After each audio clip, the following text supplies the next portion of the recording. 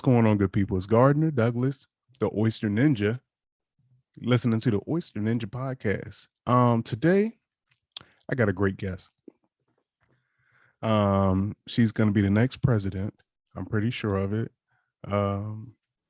But no, this I got Miss Zandi here. Miss Zandi is from South Africa.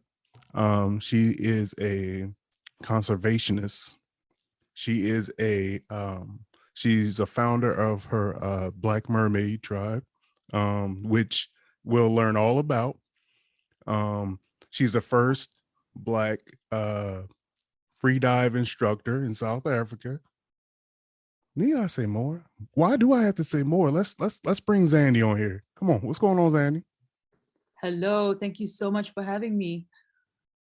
It's really my pleasure. Like I said, it's all my pleasure. How are you today? I am fantastic. The sun is shining. There's no wind. Life is good. Life is great. Life is a blessing. Life is beautiful. Like just experiencing life and being able to every day start over. And if you don't get it right the day before, you get to try again. Are you serious? Is that life? Right? Oh my gosh. That's my obsession with the sun. Like I have a thing with the sun, and I feel like she's just one of the ultimate reminders that, like, regardless of how you show up. But every so often you just need to recognize that every single time she comes up, it's a new opportunity to be whoever you want to be. And today's any day is a good day as any other day. Now, for you folks who haven't heard of Zandi, aka the Black Mermaid, you may hear me talk more on this episode than I've ever talked before, simply because I'm trying to keep up. Okay. Zandi is very well versed. She's very concise. She is very knowledgeable. Of course, you got to be knowledgeable. She's an instructor, right?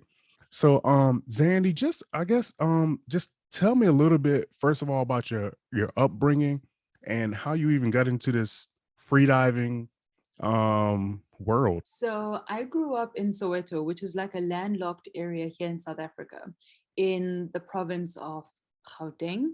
And pretty much they were landlocked, were very far from the ocean, about 6 hours from the ocean. And I grew up very tomboyish. I was always just that kid, couldn't sit me down. And every single day I would come back dirty from like head to toes. It was a mess. And that's why I got beatings almost every single day, because how dare you get dirty like that as a girl?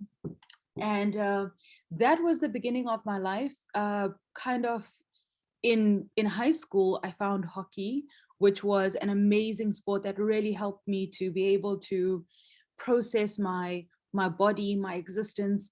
And there was less policing around my body, right? We could run around like boys, and we're just, we're smashing these hockey sticks around, and anything could happen. It was a beautiful world where I got to explore more of myself.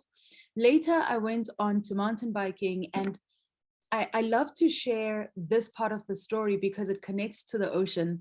I was saying just the other day that it was in the mountains that I heard the ocean, and it's the weirdest thing, but it is what it is.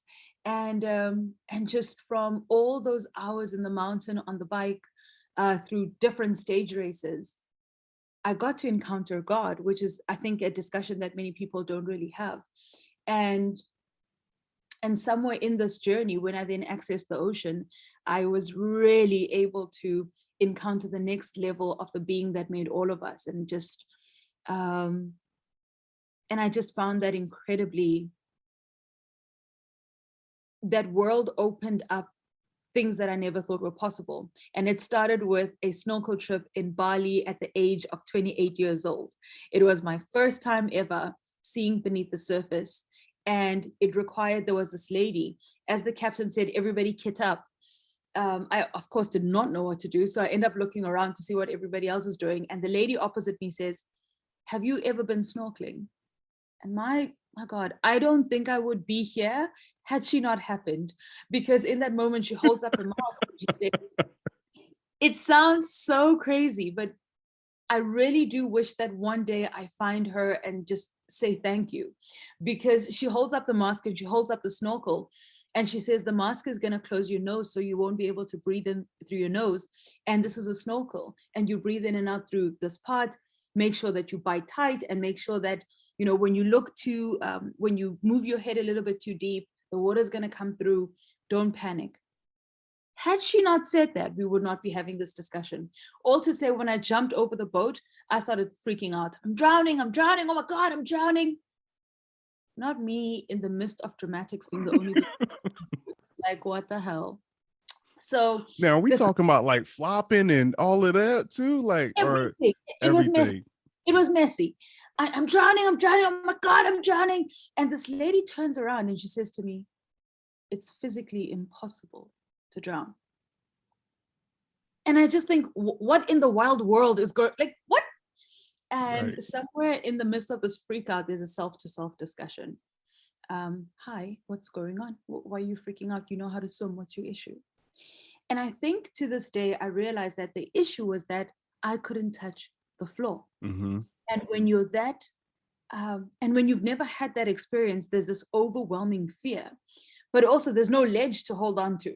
So the whole time you're just, your head is freaking out. Thank God that fear passed, because then I went on to join the group and look beneath the surface and be absolutely taken by the life that lived under there. And a little bit later, on our second snorkel spot, I followed our dive master down, and that's where the magic happened. Mm-hmm. In those few seconds of a breath hold, I felt at home. I felt peace like I'd never felt in my life. And I just knew that this is it. So in seconds, you felt like that mind-blowing experience, like, where have you been all my life? Why have you never come for me? Right. Why didn't you tell me that I had to be here? Everything made sense, and all of it, like a belonging like I had never ever felt in my life. Right. Cause like, you know, I listened to some of the other stuff, like I said, and you were saying like you never felt like you fit in, which is weird because that was me. Like I was relating to you crazy. I was like, yo, it's like all my life I kind of just did my own thing, you know, stood out from the crowd because I wasn't like everybody else and I wasn't following what everybody else was doing. So for me, of course, you know, it was oysters.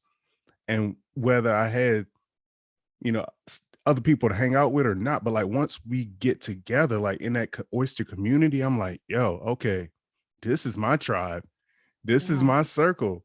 So like, I totally feel where you're coming from. Like, oh, that's wonderful. So like, what was your like? Because all right, so if you don't know, I'm from the eastern shore of Virginia, and it's a peninsula. So I got the Chesapeake Bay on one side, I got the Atlantic Ocean on the other side, and I still don't know how to swim today.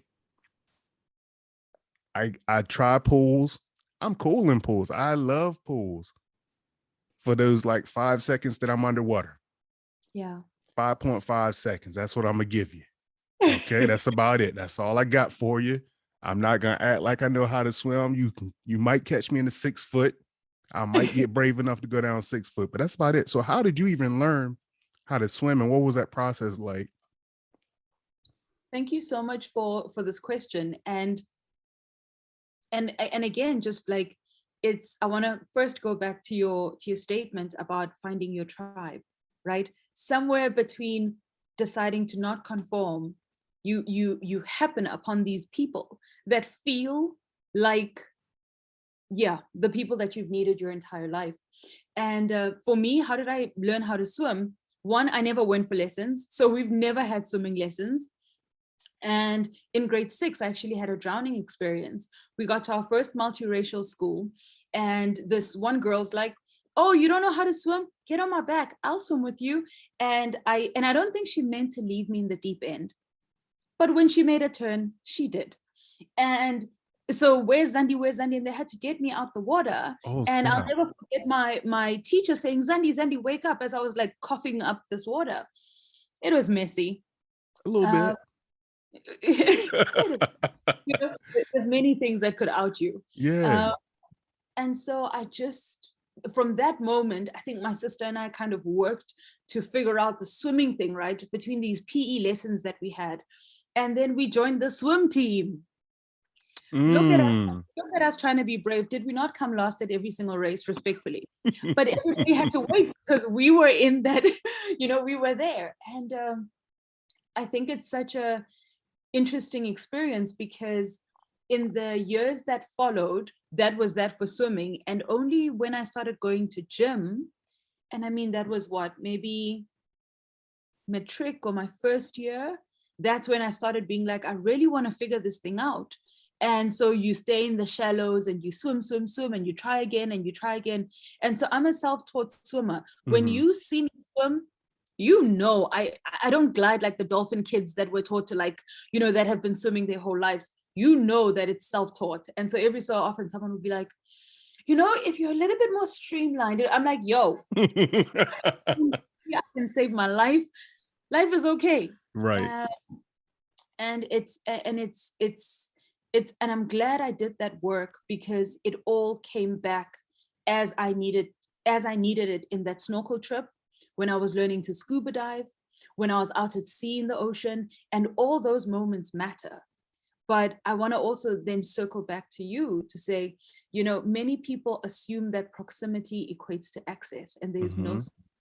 You can live right next to the ocean, but it's not as simple or as linear as that. Exactly. And that's why I love, the work that you do with the kids. I know I'm skipping over a bunch and I'm like going place to place, but like, I just like the way the conversation is going. But the work you're doing with the kids, like giving them, planting those seeds, and it's I always talk about this. It's all about planting those seeds. And even with myself, like I always try to relate to myself because I feel like I had a very sheltered upbringing, which I did. My grandmother raised me. She was older, so she wasn't, going to the beaches. She wasn't, letting us just go and run around, maybe like she raised her kids. We were very sheltered, because she wanted to keep her eye on us. So Sure. I say all that to say, like, why did I say that? Why did I say that? I don't know why I said that. But what I'm saying is, I feel like at a young age, if you get those seeds planted, the seed is always there. The memories are always there. So all you have to do is plant a seed. So I just want to talk or ask you if you could really go into the Black Mermaid Foundation. Yeah. And thank you so much for that, because it is for me all about planting the seed, right? So in the foundation, my work is to create diverse representation in ocean spaces. The ocean is largely undiverse here in South Africa, but I've also realized in the rest of the world too, actually. And so it's to create that diverse representation that allows us to see more diverse representation in marine-facing careers, in sports, but also ultimately just recreationally. The way in which Black and Brown communities often interface the water is from a subsistence way. So what does it mean to make the water a leisure place for us, a place where when these kids grow up, they're going to take their families to the beach and they're going to swim and they're going to get into the water, right? And they're going to snorkel. And so my whole idea is to change the narratives that we hold around these waters, to expand the dreams that we thought were possible, and then just recognize that there is no ceiling. With my kids, we talk about careers that are possible at sea. I ask all of them, what do you want to be when you grow up? And someone will say, I want to be a soccer star. And someone's like, I want to be a soldier. And someone's like, I want to be a doctor. But I'm always so encouraged by the answers that I hear, because, you always assume the linear, nurse, doctor, lawyer. But then you hear kids say, I want to be a soldier. I want to be a firefighter. I want to be a lifeguard. And I'm just like, oh my God, I love you guys. And then I say, did you guys know that you can become a scuba diving instructor? Do you know that you can become an underwater welder? Do you know that when you see the shark on Nat Geo and you see it underwater, there's someone in the water with the shark, and all the kids are like, ah, and I'm like, ah. And so it's a wild world that I hope to expand all of us. what does it look like when we go on an excursion? I pick up the kids. So they live in an area called Langa here in Cape Town. And so I pick them up. They're about 45 minutes away, bring them back out this side because the beaches here are easier. They are easier to access. They are safer. And it's just a beautiful place to be. Simonstown has the most incredible beaches. And then we sit down and we talk about the challenges that the ocean is facing. We talk about plastic. We talk about overfishing. We talk about the whole idea that we want to protect these oceans for the generations to come. This is your inheritance. We have work to do. And I recognize that these same kids one day are going to be future presidents. They're going to be citizens. They're going to be business leaders. And they are going to be the ones that make the decisions to further protect these oceans. So that's like part of my coin work. Then we all kit up and then there's a whole big fight about who's going to go in first. And no one wants to go because everybody's afraid. And then eventually one of the kids says, okay, fine, I'll go. And then they get one of the other kids to come. And yeah, and I teach them like that lady taught me on the boat. The snorkel, everybody put on your masks. Okay, everybody hold up your snorkel, put your bite on it, and we breathe. And then we step into the water and we poke our faces in and we come back up. Can you breathe? Yes, everybody hold on to the buoy and we start our snorkel excursions. Somewhere between the wild fear where, at a point I once had a kid jump on the buoy and another jump on my head and I was just under. It was messy. And I was like, oh, so this is how I die. So I take the kid off my head. And somewhere between the fear, there's a moment when I just hear, it's a starfish. And then I start crying because it means that they trusted just enough to look beneath the surface and actually see something past their own fears. And then the one will convince the other to look, and that's how it works. And then no one wants to get out the water. Yeah. Naturally, that's how it works. And it's probably my best work. I would definitely agree. I mean, there's no better work than planting seeds and to brighten our future, to brighten their future. Because it just makes for a well-rounded person. You know what I mean? So thank you for putting that work in. And like you were saying, like I didn't know the extent that you were actually teaching. I thought you were just taking them out, free dive, but you're teaching them and talking to them about, the plastics and overfishing, which are all important topics for the water future. So thank you for that.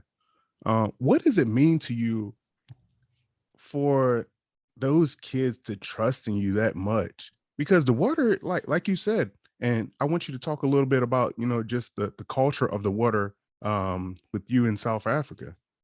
Yeah. So, I'll never forget, I took out one of the older guys from the office through which I work, and he was just like, I'm not getting in.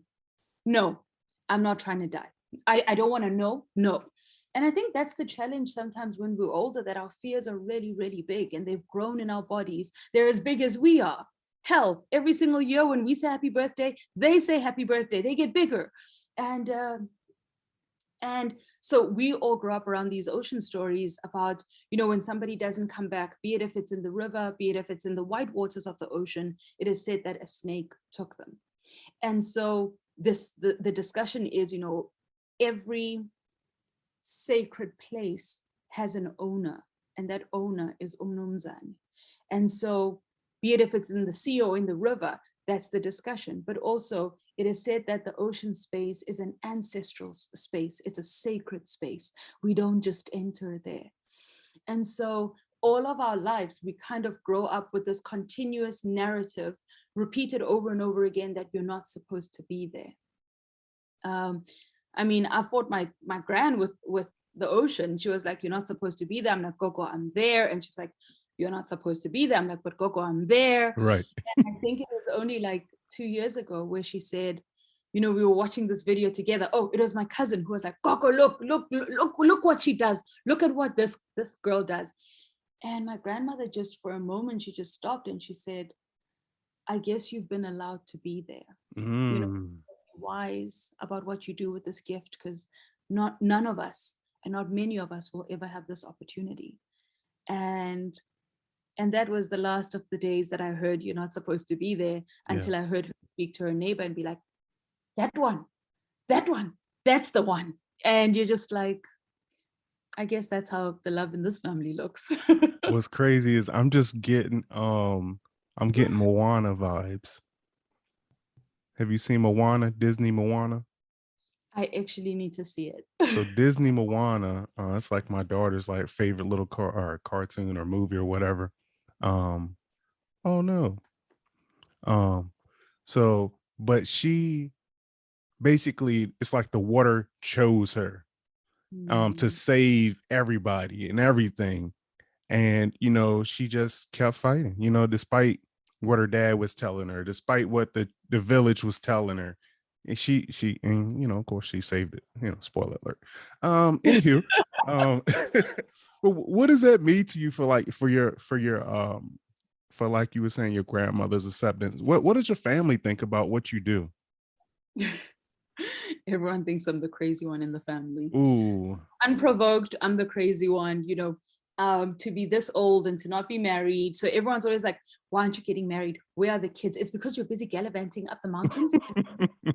You know, so I'm the odd one in the family, but I love it because I challenge us. And when I stopped eating meat, it was a whole big thing in the family because, you know, in the Zulu culture, we are known as meat eaters. Like, our culture is like meat eaters.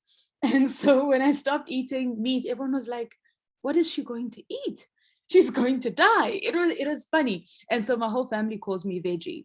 Needless to say, I've kind of realized that my whole family has to love me. I don't think they have a choice, unfortunately. Okay, Zandi. So we've talked about a lot. We've talked about your foundation. We've talked about your journey, free diving. I want to talk about a couple more things. One is because you're just killing it on social media. First of all, let's start right there. You're killing it on social media. How important is that to your journey, like social media and journey? I mean, in general, and helping to share the story. I think social media has been like so important in my journey, particularly because it is the creating of the representation that is so desperately needed, right? So, you know, one of the messages that I get sometimes saying, oh my word, you know, this is your 10th dive that I'm watching and you haven't died. Can you please take me out? You know, and I think that's the thing about needing representation. There's things that you know you want to do, but you want to see people that look like you that have done it. And I think there's something there in creating that representation in the world that helps us to dream of things that we might have not even known about. You know, many people always still say, what is free diving? Like, we know scuba diving, you know, people are like, on one breath. And so I just think it's just a part of the story and a part of the expanding of this water space for us. You know, and I like, because I think I've really listened to a lot of your interviews and things, I didn't even really ask a basic question. What is free diving? Free diving is when so like scuba, you've got a tank, you've got air, you're breathing that whole time underwater, and you're in there for like maybe an hour or 45 minutes. In free diving, you take a big, beautiful breath and you dive down to the bottom of the ocean. And sometimes you're exploring, sometimes you're going down for depth, sometimes you're looking to cover distance in a pool. But either way, you're just on one breath and you get to explore. And this dive might be 1 minute, it might be 4 minutes, it might be 7 minutes. You know, I think the record holder is at 100 meters. They've gone 100 meters deep. So the question of human potential is at the moment just like open-ended as to how long we can go without breathing. And it's such an incredible space. So have there been any, I got a bunch of questions now. It's like, have there been any, first of all, have there been any close encounters when you're like, you know what, I think I've gone too far. Let's just get back to the top. In the beginning, I had those all the time. This fear of, you know, what if I run out of breath and then I have to swallow the sea? This is a lot. And so you kind of have to walk yourself through your fears. because even in that fear, you got to pause. You don't have the luxury of a panic, because you could be at 30 meters.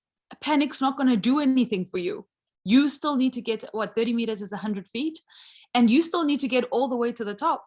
So it's learning to manage yourself, to manage your fears, to manage your panic states, and to recognize that anything that can happen, even in your panic, calm is your best way out.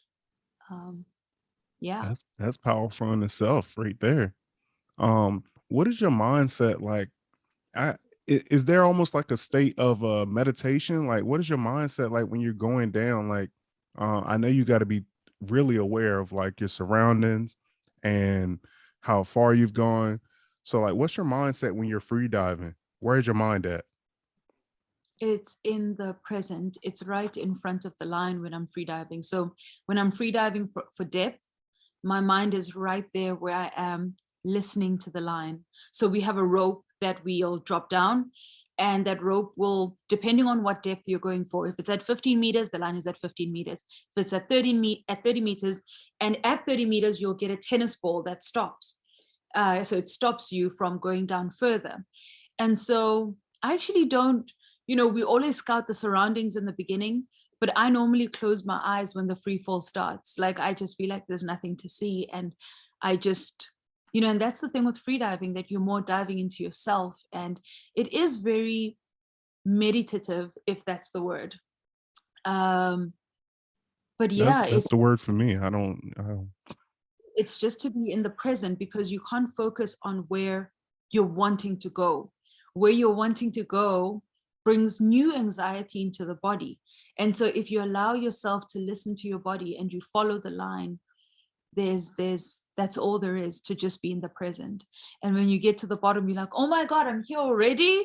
And then you grab the line and you make your way back. And that's not to say that you don't have like big chest contractions in between. Mhm. Your body wants to breathe and your body's like, I want to breathe now. And you just got to tell your body to just pause. Yes, it wants to breathe. And yes, you will breathe, but not right now. Can you just get in line? I think the most important thing is just to ensure that you don't miss an equalization. So an equalization is at any point when you descend, there's more pressure in the water. It gets denser and denser, and that pressure pushes against your eardrum. And so you just pinch your nose, close your mouth, and you just put out a little breath, and it helps to just equalize that pressure. If you equalize nicely, you won't have any challenges. Cool. So, are there any tips you tell your kids, like as you're growing out in the water? Like, how do you get them ready? How do you get their mindset ready? Because I know you were saying like some were scared, some were anxious at first, but then it's like, oh, hold up, maybe I don't want to do this. I think so. I'm a very playful person. I'm so playful. So like, I'll say to the kids, you show me a dance, if I'm going to teach you something, you're going to teach me something. So there we are, TikToking on the beach, bah, bah, bah, bah, and they're teaching me some cool dance. And somewhere there's an exchange and there's lots of play. But I think it's in the introduction, I'm Zandi, this is what I do. And I show them the video and they're all like, oh my God. And I think that is just the discussion, the connection, the reading of the different kids that are there, and you can pick up a lot. And so for me, that is my connection point. And then when we go into the water, I need them to know that they can trust me. And that's Mhm. why I show them the video of what I do. And yeah, and just somehow learning to breathe together underwater. And ultimately, trust is the only currency. There's really no tips. There's just the idea of connecting. And I know where I come from my childhood. And I think that's always just a big, beautiful connector. So let's go back to social media for a minute. On Instagram, and that was like when I first reached out to you. That's Katie. Okay, That that's is Katie. Katie. Say again. That's Katie, yeah. Okay. So I was listening to the conversation, which as a male, I guess I never really thought about it, but just the sexualization of what social media is and how people perceive you. Can you talk a little bit about the perception of like being the Black Mermaid, a beautiful female? It's so interesting. This week is actually just a perfect example of like, wait, what? Someone sent me a message and they said, listen, I'm in Cape Town. Can I come I'd love to see you. So I was like, oh, sure. Do you want to go on a dive, whatever? And he said, I would love to see you dive just for fun. Like, wait, what? What? Right. It's a little weird. Like perform. I don't know. It was such a weird thing. But the whole thing is that there's a lot in the world about sexualizing, and particularly I have to say sexualizing Black bodies. So the costumes that we wear, our bums are rounder, our hips are rounder. And so the idea of this space of, we wear this, it's not that. So there is a sexualized space, and there is wild fetishes that live on the in the internet. But I think it's just to kind of hold yourself. And for me, it just says, draw the line when you're uncomfortable. And I think just to be a woman, you'll always find yourself in some kind of weird space, Right. one way or another. Yeah. So Yeah. I guess what I'm getting from this is, whether you wear a sweatpants diving or, a bathing suit, it's going to be there regardless. So you just got to do your thing and keep pushing the positivity because you're doing the right thing. You're on the right side. Yeah. I think it's just to focus on your craft, right? And it's so easy for us to get distracted because the world will always tell us, no, look here, no, look there. And there are challenging things, but you got to focus on your goal. Mm-hmm. Yeah. I love that. The other thing you guys were talking about was basically, you got to pay me my dues. Yeah. You got to pay me my dues. I'm not doing this for free, which is a challenge that I also, I run into all the time. People want me to do speaking things. They want me moderate this. They want me whatever. Okay, what's this paying? Or this is my rate. Oh, we actually wanted you just to do this on your own dime. Wow. So let's talk about it. What's up with that? Why is that expectation there? I don't know what it is. Sometimes I always say, I'm like, what's written on my forehead? You think just because I have a big smile and I have wild energy, you assume that I live and breathe happiness and I pay my rent in happiness currency. Yes. It's like, what does that even mean? And so there's this expectation to just do stuff for free, but also be okay with just getting product. I'm like, I can't take that product and exchange it for my rent costs.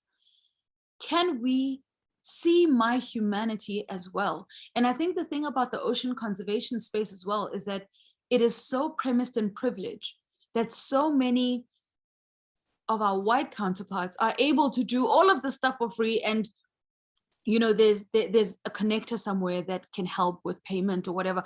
But like with myself, no one can help me pay my bills. Mm-hmm. And so it's such a hard thing the minute you start saying no, because how dare she say no? Who does she think she is? No. And all of a sudden, you are now seen in a bad way when everybody else is asking you while they're earning salaries. You're like, I don't get it. Right. So there's this whole thing where I've actually had to hold a line and just say, I'm not doing it. And again, at any point when I say I'm not doing it, I don't have a shortage of things that I can do in the foundation. I don't have a shortage. Right. And that's where my heart is. Do I want to amplify the message? Yes. But we also got to see my humanity. And that's important. Now, I don't know. I haven't heard, but how does the foundation actually get funded? Because you're doing a lot of great things. I mean, you're driving kids 45 minutes this way, 45 minutes that way. Of course, there's gear, there's your time. How does the foundation get funded? Self-funded. It's funded by my yes, as in I get my money. So I do workshops. I do diversity and inclusion workshops. Sometimes I do speaking workshops. And I also do a lot of film work at the moment. And so between all of that, it's always, from when I started, when I would get like maybe 3 clients that want me to make a social media post for them, let's say, I'm able to get 20 grand. I say, okay, these are my costs. I can take like the kids out for 4 excursions. For me, the number one was to get the kids out there. Mm-hmm. The idea of going knocking for money and trying to justify why I need that money, I battled with it. But also, I was carrying this dream and I didn't want anybody to take that dream and make it theirs. And I think that's where, but now I'm actually more open to partnerships because I realize that I want the foundation's work to grow. I want it to be strongly capacitated and I needed to have continuity. So now I am actually looking at donors. But with regards to gear, thank heaven Scuba Pro came on board and they sponsored us gear. And that helped me a lot because the gear hire cost was one of the largest costs when I take the kids out. Wow, that's amazing. That's Yeah. amazing. Shout out. Wow. Sheesh, thank you. You just kind of figure that you got to do what you got to do. You can find me on Instagram, TikTok, Facebook, Twitter, everywhere in the world. It's Zandi the Mermaid, Zandi the Mermaid. And if you're looking to find the foundation, it's at the Black Mermaid _foundation on Instagram and Facebook and Thank you. Twitter. Thank you so much for your time, Zandi. Appreciate you. I know you're busy and just busy taking over the world. So thank you so much. Thank you so much. Thank you for having me. It's been lovely chatting. For sure. All right. Be safe. Okay. Awesome. Take care. Bye.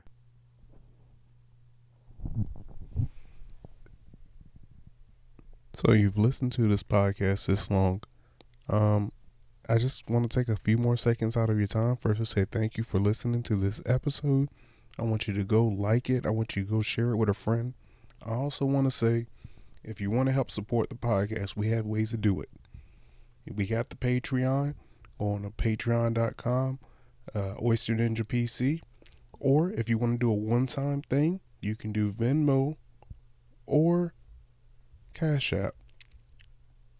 We Cash App is the $ Shuck Daddy, SHUCK DADDY. If it's Venmo, Shuck Daddy. I'm going to leave some links in the description just in case you have an issue finding it. But thank you for listening. Go rate this podcast.